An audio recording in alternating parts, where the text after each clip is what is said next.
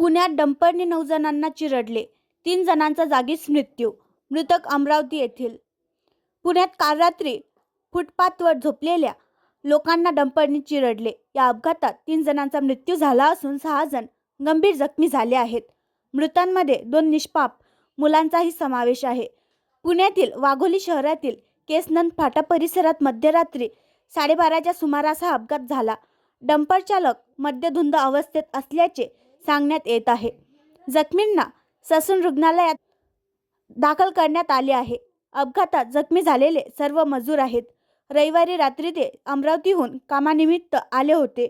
फुटपाथवर एकूण 12 जण झोपले होते. बाकीचे फुटपाथच्या बाजूला झोपडीत झोपले होते. या दरम्यान भरधाव डंपर थेट फुटपाथवर चढला आणि झोपलेल्या लोकांना चिरडत पुढे गेला.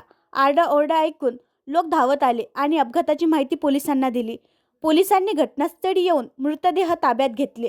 पोलिसांनी आरोपीला ताब्यात घेतले असून मृतदेह शवविच्छेदनासाठी पाठवले गेले आहे.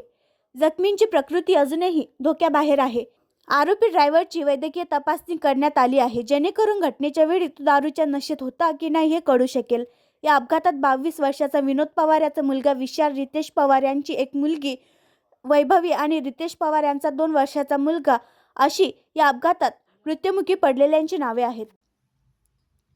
आणखी नवीन व्हिडिओ पाहण्यासाठी आमच्या देशमुख एक्सप्रेस न्यूज चॅनलला सबस्क्राईब करा, लाईक करा आणि शेअर करा.